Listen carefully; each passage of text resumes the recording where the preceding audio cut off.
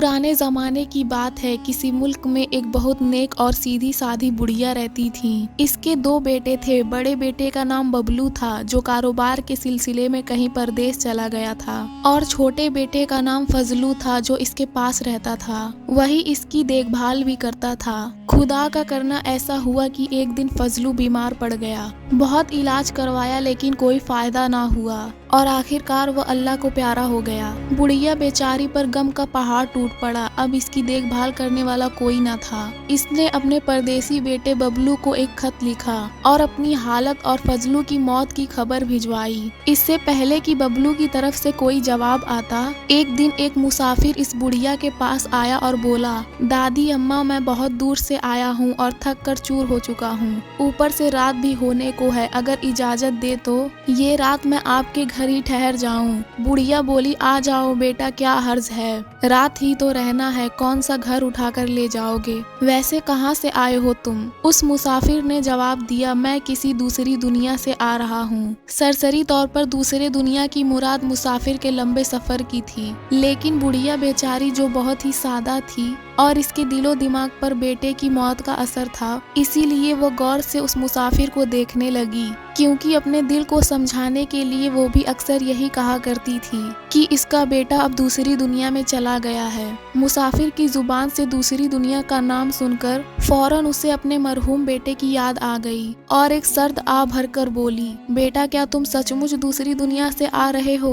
मेरा बेटा फजलू भी पिछले ही महीने दूसरी दुनिया में चला गया था। क्या वो भी तुमसे कभी मिला है? मुसाफिर, जो निहायत ही चालाक था, वो बुढ़िया की सादगी को भाप गया और बोला, ओ, वो फजलू आपका बेटा है? दादी माँ, मैं तो उसे अच्छी तरह जानता हूँ। मैं और वो एक ही कोठड़ी में रहते थे। बहुत अच्छा लड़का है फजलू। बुढ़िया मुसाफिर के और भी करीब आकर बैठ गई और हसरत भरी नजरों से इसकी तरफ देखते हुए पूछने लगी, कैसा है मेरा फजलू, क्या करता है वहाँ? मुसाफिर बोला, कुछ खास अच्छा नहीं है, अभी तो उसे कोई ढंग का काम भी नहीं मिला। बेचारा बकरियां चराया करता है। बुढ़िया ने बहुत दुखी होकर कहा, हाय हाय, बहुत गजब हो गया। मेरा बेटा बकरियां चराता है, बेचारा मारा मारा चारगाहों में फिरता होगा, वहाँ भी आराम नसीब नहीं हुआ बेचारे को।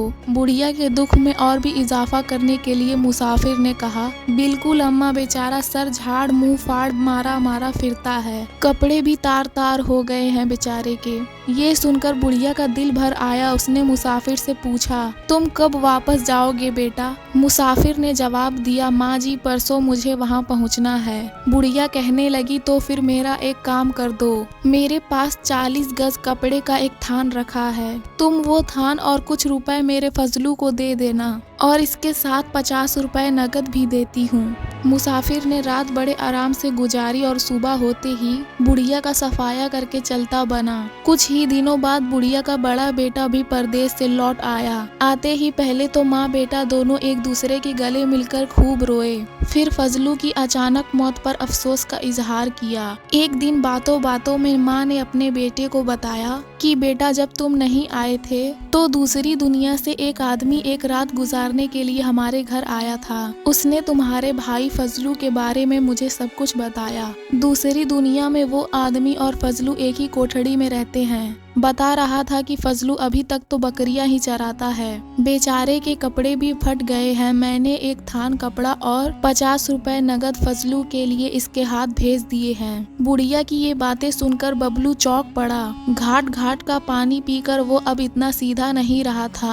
अब वो ऐसी चालबाजियों को खूब समझने लगा था। वह बोला, अम्मा, तुम वाकई बहुत सीधी हो। भला दूसरी दुनिया से भी कोई वापस आता है? तुम जमाने के हेर फेर नहीं समझती। बबलू को रह रहकर माँ की सादगी और मुसाफिर की चालाकी पर गुस्सा आ रहा था। वो अपनी माँ को सादा और बेवकूफ समझ रहा था। फिर कुछ सोचकर बोला, अच्छा अम्मा, तुम आराम से घर में रहो और मैं किसी काम से जा रहा हूँ। बबलू ने दिल में सोचा कि नाक की सीध में चलता जाऊंगा और इस वक्त तक चलता रहूंगा जब तक मुझे कोई अपनी माँ से ज्यादा सीधा और बेवकूफ नहीं मिल जाता, और फिर जब तक इस नुकसान को पूरा ना कर लूं घर वापस नहीं लौटूंगा। ये सोचकर वो नाक की सीध में चल दिया। दिल ही दिल में वह कुछ मंसूबे बनाता चला जा रहा था। दूर से ही उसे एक गांव दिखाई दिया। वह सीधा इसी गांव की तरफ चलता गया। बस्ती के बाहर जब वह एक जमींदार की हवेली के पास पहुंचा तो रुक गया। देखा कि खूब मोटी ताजी बकरी बांधी हुई है।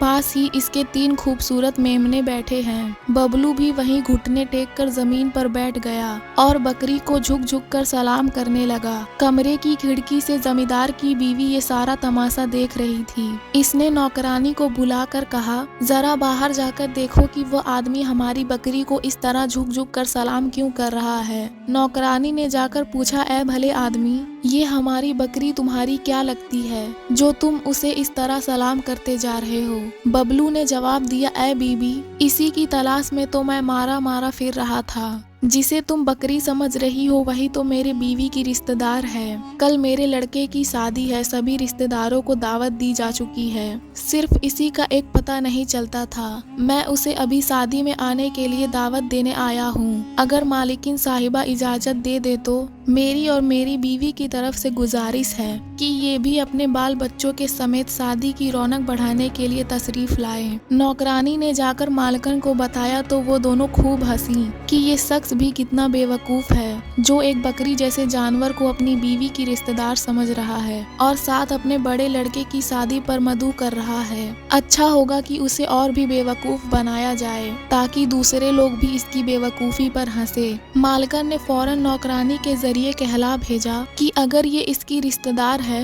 तो इसके रिश्तेदारों को शादी में शिरकत करने पर हमें कोई एतराज नहीं, मगर इस बेचारी को तुम्हारा घर ढूंढने में दिक्कत होगी, इसीलिए बेहतर होगा कि तुम उसे भी अपने साथ लेते जाओ। मालकिन ने नौकरानी को हुक्म दिया कि हमारी बकरी साहिबा अपने रिश्तेदारों की शादी में तशरीफ ले जा रही हैं, उन्हें खूब सजा दो, सर्दी बहुत ज्यादा है। मेरा वो रुईदार कोट भी उन्हें पहना दो। इसी तरह इसके बच्चों को भी अच्छी तरह से सजा दो। और सुनो, बाहर जो गाड़ी खड़ी है उसमें 2 घोड़ी और जुड़वा दो। आखिर इसके रिश्तेदार की शादी कोई रोज रोज थोड़ी होती है, जरा ठाठ से सवार होकर जाएगी। फिर मालिकन और उसकी नौकरानी ने बकरी और उसके मेमनों को खूब सजाया और गाड़ी में घोड़े जुटवा कर बकरी और उनके बच्चों को बड़ी शान से गाड़ी में बैठाया और लगाम बबलू के हाथ में थमाते हुए कहा, भाई कोचवान तो घर पर नहीं है, हिम्मत करके खुद ही कोचवानी कर लो, लेकिन गाड़ी जरा धीरे से चलाना, ऐसा ना हो कि हमारी बकरी साहिबा या इसके बच्चों में से किसी को चोट लग जाए। बबलू ने जवाब दिया, आप बेफिक्र रहिए मालिकन साहिबा। उसने घोड़ों की लगाम थामी और अपनी राह ली। 2 घोड़ों की गाड़ी में सजी हुई बकरी यूं विदा हो रही थी जैसे कोई दुल्हन अपने मायके से विदा होती है और बबलू इस ठाठ से गाड़ी हाँक रहा था कि जैसे कोई दुल्हन को लिए जा रहा हो। ये तमाशा देखकर मालिकन और उसकी नौकरानी के हंसते हंसते पेट में बल पड़ गए। जब तक गाड़ी उनकी नजरों से ओझल ना हो गई, उनकी हंसी ने रुकने का नाम ना लिया। थोड़ी देर बाद जमींदार भी घर पहुंचा तो बीवी को बहुत खुश पाया। दरअसल वो सोच रही थी कि जब वो मियाँ को इस शख्स के बेवकूफ़ी का किस्सा सुनाएगी तो वो बेहद खुश होगा।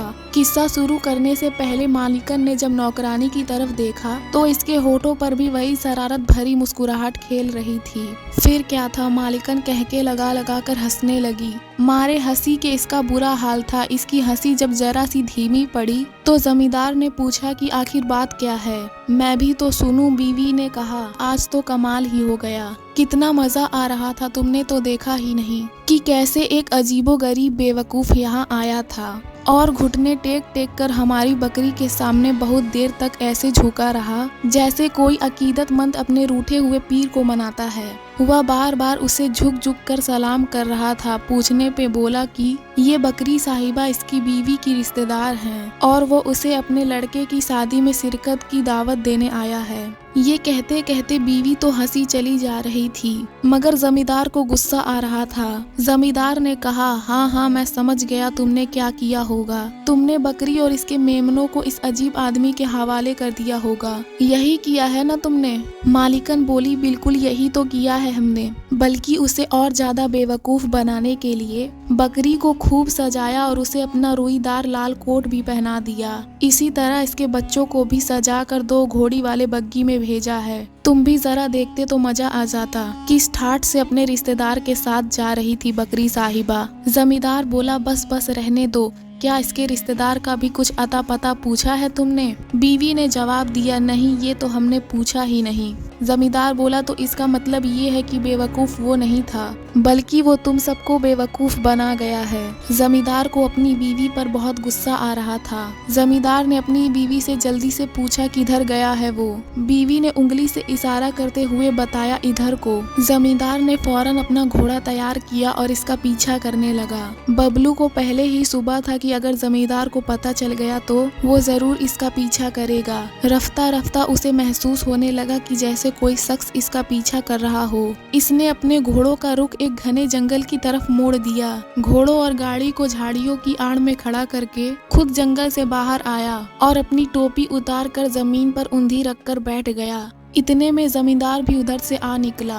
इसने बबलू से पूछा, ओ भाई टोपी वाले, इधर तुमने किसी को 2 घोड़ों वाली गाड़ी में जाते हुए देखा है? बबलू ने जवाब दिया, जी हाँ देखा तो था। इस घोड़े गाड़ी में एक बकरी और उसके 3 मेमने भी सवार थे, मगर उसे निकलते तो काफी देर हो चुकी है। जमींदार बोला, किस तरफ को गया है वो? मुझे इसको पकड़ना है। बबलू ने पूछा, क्या आप इस रास्ते को अच्छी तरह जानते हैं? अगर नहीं जानते तो उसे पकड़ना बहुत मुश्किल है। इस रास्ते में कई मोड़ आते हैं, रास्ते से रास्ता निकलता चला जाता है, ऐसा ना हो कि आप खुद भी भटक जाएं। जमींदार ने इसकी खुशामद करते हुए कहा, अरे भाई अगर ये बात है तो तुम मेरी मदद करो, उसे पकड़ना बहुत जरूरी है, आ जाओ मेरे साथ, घोड़े पर बैठ जाओ। बबलू ने कहा, नहीं हुजूर मैं नहीं जा सकूंगा, मेरी इस टोपी के नीचे एक सिकरा बैठा है, मैं इसी की निगरानी कर रहा हूँ। सिकरा एक बाज जैसे परिंदे को कहते हैं। जमींदार ने कहा, इनकार ना करो मेरे भाई, ये घोड़ा लो और तुम ही चले जाओ, तुम्हारे इस सिकरे की निगरानी मैं करूंगा। बबलू ने जोर देते हुए कहा, तो ख्याल रखना कहीं ये उड़ ना जाए, बहुत ही कीमती सिकरा है, कहीं खो गया तो मेरा मालिक मुझे कच्चा चबा जाएगा, इसीलिए तो मैं ना जाने की जिद कर रहा हूँ। जमींदार ने पूछा, वैसे क्या दाम होंगे इस सिकरे के? बबलू ने जवाब दिया, यही कोई 500 रुपए का। जमींदार ने तसल्ली देते हुए कहा, तो फिर परवाह मत करो, अगर ये खो गया तो इतनी रकम मैं तुम्हें अदा कर दूंगा। बबलू ने बात बनते हुए देखकर कहा, नहीं सरकार, जबानी जमा खर्च से काम नहीं चलेगा, मुझे अपने मालिक से बहुत डर लगता है। जमींदार ने अपने जेब में हाथ डाला और रकम बबलू की तरफ बढ़ाते हुए कहा, अगर मेरी जुबान पर एतमाद नहीं तो ये 500 रुपए जमानत रख लो। बबलू ने रुपए लेकर जेब में डाले और इसी के घोड़े पर सवार होकर चलता बना और जमींदार साहिब खाली टोपी की पहरेदारी करते हुए रह गए। इंतजार करते करते घंटों बीत गए, लेकिन बबलू वापस ना लौटा। इंतजार की घड़ियां लंबी होते देखकर जमींदार उकता गया और सोचा कि टोपी के नीचे देखे कुछ है भी या नहीं, अगर नहीं है तो बेकार का इंतजार करने से क्या फायदा। उसने टोपी को धीरे धीरे उठाना शुरू किया, देखा तो कुछ भी ना था। जमींदार चिल्लाकर बोला, बदमाश कहीं का, लगता है ये वही शख्स था जिसने मेरी बीवी को बेवकूफ बनाया था। फिर जमींदार गुस्से में घर की तरफ चल गया। दूसरी तरफ बबलू भी 3 खूबसूरत घोड़े, एक बग्गी और 3 नन्हे नन्हे बच्चों वाली सेहतमंद बकरी लेकर घर पहुंच चुका था। जाते ही अपनी माँ से बोला, अम्मा अब मैं हमेशा तुम्हारे पास रहूंगा। मैं तो समझता था कि एक तुम ही सीधी सादी हो, लेकिन देखा तो दुनिया में तुमसे भी ज्यादा सीधे साधे लोग मौजूद हैं। अगर आपको हमारी कहानी पसंद आई तो वीडियो को लाइक करें और भी ऐसी कहानियों के लिए हमारे चैनल को सब्सक्राइब करें।